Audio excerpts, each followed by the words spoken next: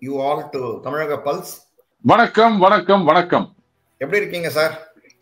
உங்க வீடியோ எல்லாம் பார்த்துட்டு இருக்கோம். எல்லாம் வந்து கலக்கலா போயிட்டு இருக்கு. ஸோ ஆமா, திராவிட மாடல் ஆட்சியில நாமளும் ரொம்ப கலக்கலா இருக்கும். ஏன்னா ஆஃப்டர் அண்ணாமலை மூவ் அவுட் இப்பதான் பாக்குறோம் நம்ம, ரைட்? அண்ணாமலை வந்து ரிசைன் பண்ணி இது விலகின அப்புறம் வந்து இப்பதான் நம்ம மீட் பண்றோம். ஸோ ஃபர்ஸ்ட் நம்ம கேள்வியை வந்து ஆரம்பிச்சிடும் சார். இந்த இடி ரெய்டு வந்து இப்போ இவங்க பாஸ் பண்ணியிருக்காங்க சுப்ரீம் கோர்ட். ஸோ வந்து is it like a welcome relief to DMK? அவனுக்கு வந்து ஒரு இது இருக்குமா, அவங்கள சந்தோஷப்படுத்துமா, இல்லை எப்படி இப்படியே இடியோட கைகள் வந்து கட்டப்படுமா எதிர்காலத்தில்? உங்களோட இது என்ன பார்வை? முதல்ல நான் கை கட்டியிருக்கிறத ரிலீஸ் பண்ணிடுறேன். அதாவது நீங்க சொன்ன மாதிரி இது பாஸ் தான்.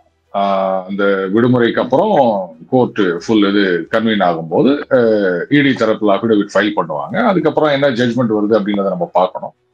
இது ஒரேடியா தடை கொடுப்பாங்களா, இல்ல வந்து அந்த நிறுவனம் ஆர்கனைசேஷன் அதை வந்து விலக்குவாங்களா, இது மாதிரி நிறைய கொஸ்டின்ஸ் இருக்கு. ஸோ இது வந்து ஒரு temporary pass or temporary stay அப்படின்னும் போது அப்ப சந்தோஷமும் டெம்பரரியா தானே இருக்க முடியும். How can a temporary relief can give you long-term happiness? அது இருக்கு. பட் என்னமோ கோர்ட் வந்து கேட்ட கேள்வியெல்லாம் பார்த்தோம்னா என்னமோ வேடிக்கையா இருக்கு இல்லையா? They have to see once somebody is accused na without going into their records, நீங்க வந்து எப்படி இதை ப்ரூவ் பண்ணுவீங்க இல்லையா? போனை பார்த்தாங்க, அதை பார்த்தாங்கன்னு இப்படி பேசிட்டு இருக்காங்களே ஒழிய, right? It's not correct on the court's part இல்லையா? உங்க எப்படி சார் பார்வை அது? அது அப்படி நம்ம சொல்ல முடியாது. கோர்ட்ல வந்து விசாரிக்கும் போது அந்த ஒபிட்டர் டிக்டா அப்படின்வாங்க, ஓரலா சில விஷயங்கள் கேட்கறது அப்படின்றது.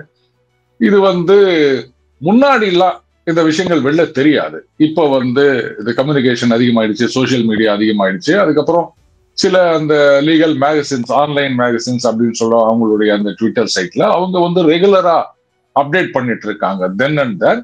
இப்போ சமீபத்துல வந்து ஒரு நீதிபதி அவர்களே கேட்கிறாரு, என்ன அதை நீங்க பார்க்கலையா, அதுலயே வந்து அப்லோட் ஆயிடுச்சு ஜட்ஜ்மெண்ட் அப்படின்னு சொல்லிட்டு. ஸோ அந்த அளவுக்கு குயிக்கா இன்ஃபர்மேஷன் வந்து ஸ்ப்ரெட் ஆயிட்டு, அதனால நமக்கு இதெல்லாம் தெரியுதே தவிர இதுக்கு முன்னாடியும் வந்து பல விசாரணைகள்ல கோர்ட் வந்து விசாரிக்கும் பொழுது நீதிபதிகள் இந்த மாதிரி தான் கேட்பாங்க. அதனாலேயே வந்து நம்ம ஒரு முடிவுக்கு வந்துட முடியாது.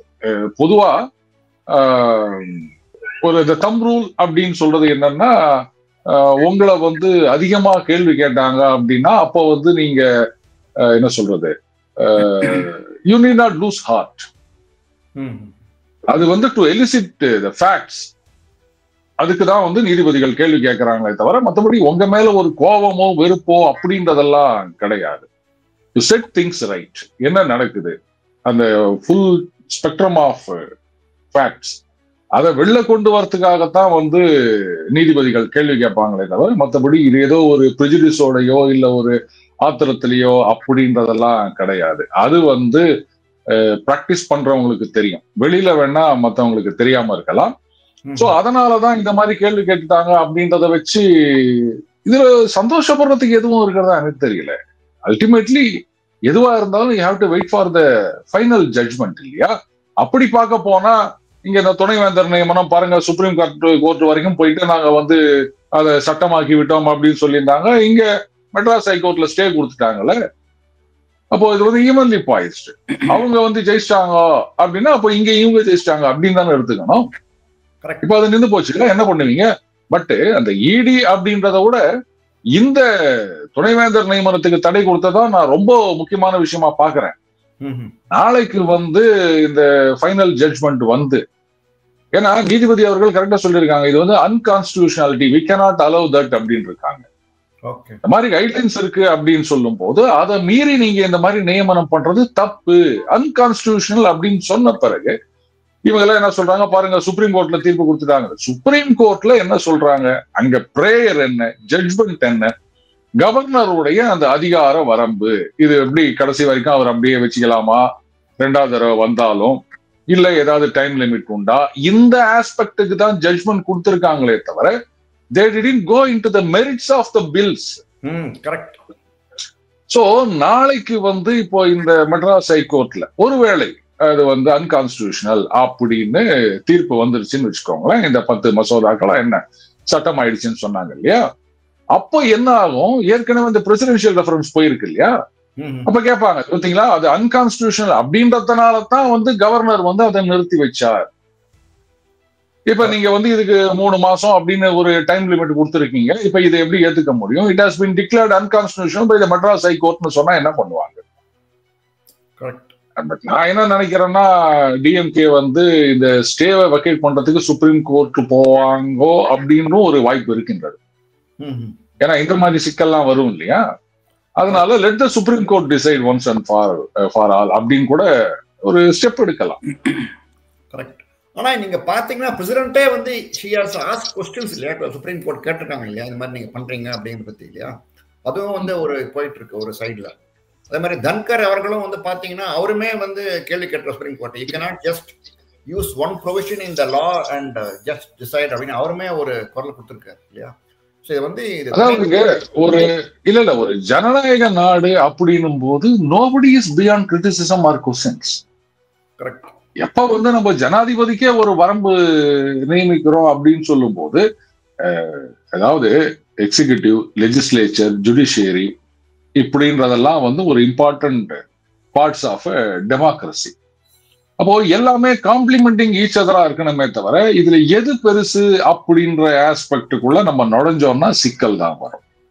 அண்ட் அரசியல்வாதிகளை பொறுத்த வரைக்கும் என்ன சொல்லுவாங்க, இன்னைக்கு அண்ணன் சீமான் அவர்கள் கூட கேட்டுக்கிறாரு, எல்லாமே நீதிமன்றம் தான் டிசைட் பண்ணணும் அப்படின்னு சொன்னா அப்புறம் சட்டமன்றம் பாராளுமன்றம் எதுக்கு எலெக்ஷன் வச்சு இவங்களெல்லாம் வந்து ஓட்டு போட்டு தேர்ந்தெடுக்கிறீங்க அப்படின்னு கேட்டுக்கிறாரு. இது வந்து ஒரு விதத்துல பாத்தீங்கன்னா அப்பீல்ஸ் டு பி லாஜிக். ஏன்னா வில் ஆஃப் த பீப்புள் அப்படின்னு நீங்க எதை சொல்லுவீங்க? மக்கள் அவங்க வந்து ஒரு கட்சி, அவர்களுடைய கொள்கைகள், அவர்களுடைய அந்த திட்டங்கள், அவங்களுடைய வாக்குறுதிகள் இதை பார்த்து ஓட்டு போடுறாங்க. அப்போ இத வந்து ஜனங்க ஒத்துக்கிட்டு தானே வந்து உங்களை கொண்டு வந்து பதவியில உட்கார வச்சிருக்காங்க. இப்ப நான் வந்து மாசம் 10,000 ரூபாய் ஒவ்வொரு குடும்பத்துக்கும் 1 லட்சம் ரூபா நான் இலவசமா கொடுக்குறேன் அப்படின்னு நான் ஒரு வாக்குறுதி கொடுக்குறேன். கொடுத்துட்டு நான் ஆட்சிக்கு வந்துடுறேன் அப்படின்னு வச்சுக்காங்க. வந்த பிறகு நான் இம்ப்ளிமெண்ட் பண்றேன். அப்ப யாரோ ஒருத்தர் இல்ல நீங்களே கூட போயிட்டு கோர்ட்ல கேஸ் போறீங்க. என்னங்க ஒவ்வொரு குடும்பத்துக்கும் 1 லட்சம் ரூபாய் கொடுத்தா என்ன ஆகுறது? கஜானா தீர்ந்து போயிடும். ஏற்கனவே வந்து இவங்க நிறைய கடன் வாங்கி வச்சுக்கிறாங்க. இப்ப இவர் வந்து 1 லட்சம் கொடுக்குறேன்றாரு ஒரு குடும்பத்துக்கு. எங்க போய் நிக்கிறது? இந்த கடன் எல்லாம் மக்கள் தலையில தான் வந்து நிக்குது. அதுக்கப்புறம் அந்த வளர்ச்சி திட்டங்கள் எதுவும் இருக்காது, ரோடு போட முடியாது, ஆஸ்பத்திரி கட்ட முடியாது, இதுக்கு தடை விதிக்கணும் அப்படின்னு கோர்ட்டுக்கு போறாங்கன்னு வச்சுக்கோங்களேன். எவென்ச்சுவலி மக்கள் என்ன நினைப்பாங்க? அதுவும் இந்த மாதிரி விஷயத்துல ஏதோ ஒரு மவராசன் குடும்பத்துக்கு 1 லட்சம் ரூபா கொடுக்குறேன்னு சொல்றான், இந்த சும்மா இல்லாம சுவாமி போயிட்டு கோர்ட்ல போய் கேஸ் போடுறான் பாரு. நான் இந்த சுவாமி உங்களை சொன்னேன், வேற யாரையும் சொல்லல. இப்படிதானே நினைப்பாங்க. அப்போ வில் ஆஃப் த பீப்புள், இதுதான் democracy, by the people, for the people, of the people அப்படின்றதே வந்து இப்ப இங்க ஆட்டம் காணுது இல்லையா? சோ இந்த ஒரு கொஸ்டின் அப்படின்றது வந்து அவ்வளவு சுலபத்துல விடை கிடைக்காது சுவாமி. So I think that's why they have put a stay நினைக்கிறேன் இல்லையா. இது வந்து ரொம்ப ஒரு நெருடலா இருக்கு, யாருமே வந்து சட்டுன்னு சொல்ல முடியாது அப்படிங்கிறது. பட் ஆனா முன்ன அவர் படிச்சிருக்கேன் ஒரு வாட்டி. அதாவது சோவோட தாத்தான்னு நினைக்கிறேன், அவர் வந்து புக் லீகல் லெக்சிகன் அப்படின்னு சொல்லிட்டு, ஸோ எப்படி வந்து how to interpret all the constitution 1930s 40s எழுதியிருக்காங்க. அவர் வந்து அதை வச்சுதான் படிப்பு இது கேட்பாங்க. சப்போஸ் இஃப் எனி டவுட் இருந்ததுன்னா கேட்பாங்க, வாட் ஹஸ் ஹி ரிட்டன் அப்படின்னு சொல்லிட்டு. ஸ்ரீனிவாஸ் ஐயர் நினைக்கிறேன் அவர் பேரு, சோவோட தாத்தா. இல்ல இப்போ இதுல நீங்க ஒரு விஷயம் கவனிங்க, ஒரு சட்டம் இது வந்து அரசியல் சட்டத்துக்கு முரணானதா இல்லையா அப்படின்றது வந்து it is for the court to interpret, supreme court. இப்போ அதுலயே பாத்தீங்கன்னா ஒரு 5 ஜட்ஜ் பெஞ்ச் அப்படின்னு சொன்னா 5 பேரும் ஒரே மாதிரி வியூஸோட இருக்கிறது கிடையாது. மெஜாரிட்டி வியூஸ் இதைத்தான் நம்ம வந்து எடுத்துக்கிறோம், அதுதான் ஜட்ஜ்மெண்ட் ஆகின்றது. அப்போ இன்டர்பிரேஷனே differs from person to person அப்படின்னு சொல்லும் போது இது எப்படி எடுத்துக்க முடியும் அப்படிங்கிற ஒரு கேள்வியும் வந்து ரொம்ப நாளா எழுப்பப்பட்டு வருகின்றது. இது இங்க மட்டும் இல்ல, இந்தியா மட்டும் இல்ல, உலகம் முழுக்கவே இந்த மாதிரி ஒரு கொஸ்டின் இருக்குன்னு வச்சுக்கோங்களேன். அது மட்டும் இல்ல, ஒரு சட்டம் ஆர் ஒரு விதி இதனுடைய இன்டர்பிரேஷனே லோயர் கோர்ட் ஒரு மாதிரி பார்க்கலாம், ஹை கோர்ட் ஒரு மாதிரி பார்க்கலாம், சுப்ரீம் கோர்ட் ஒரு மாதிரி பார்க்கலாம். Again it differs from court to court இல்லையா? இப்ப இதுக்கு வந்து ஒண்ணு வேணாங்க, வந்து இன்னைக்கு ஒரு நியூஸ் பார்த்தேன், எனக்கு அப்படியே ஷாக்கா இருந்தது. 77 வந்து ஒருத்தர் அரெஸ்ட் பண்ணி உள்ள போடுறாங்க. யாரோ ஒருத்தரை கொலை பண்ணிட்டதா, இவரு இன்னும் ஏதோ 3 பேர்னு நினைக்கிறேன். அவர் பிறந்தது 1921. இப்போ 104 வயசா? அதுக்கப்புறம் என்ன பண்ணிருக்காங்க, அப்பீல் பண்ணிருக்காங்க. சில நாட்களுக்கு முன்னாடி he was acquitted. அதுல ஆயுள் தண்டனை கொடுத்திருக்காங்க. ஆயுள் தண்டனையில அவர் உள்ள இருந்திருக்காரு. இங்க என்னடான்னா ராஜீவ்காந்தி கொலை வழக்குல உள்ள போனவங்களே வெளில வந்துட்டாங்க. இவர் ஆயுள் தண்டனை என்னது பேரறிவாளங்க, அவர் வெளில வரலையா? கொலை வழக்குல உள்ள போனவர் தானே அவரு. சோ அவரே வெளில வந்துட்டாங்க. அப்படின்னும் போது இவர் ஒரு கொலை வழக்குல போயிட்டு ஆயுள் தண்டனைன்னு போயிட்டு இத்தனை வருஷமா இருந்து 77 and 2025 எத்தனை வருஷம் பாருங்க. இப்ப அவரை விடுதலை பண்ணிருக்காங்க. 104 வயசுல பொண்ணு வீட்டுக்கு போயிருக்காரு. டோட்டலா அவரோட லைஃபே 104. அதுல அப்பீல் பண்ண மீதி 3 பேரா 2 பேரா மீதி இருந்தவங்க அவங்க எல்லாம் செத்து போயிட்டாங்க. இவர் மட்டும் இந்த கேஸ்ல ஜெயிக்கணும்ன்றதுக்காகவே உயிரோட இருந்திருக்காரு போல இருக்கு. உயிரை கையில புடிச்சிருந்து அவர் ஃபைட் பண்ணிருக்காரு. இப்ப அவரை ரிலீஸ் பண்ணிருக்காங்க. அப்ப அவர் இத்தனை வருஷமா ஜெயில கழிச்சதுக்கு யாருங்க பொறுப்பு? நம்ம பெருசா சொல்றோம் 1000 குற்றவாளிகள் தப்பிக்கலாம், ஆனால் ஒரு நிரபராதி தண்டிக்கப்படக்கூடாது அப்படின்னு.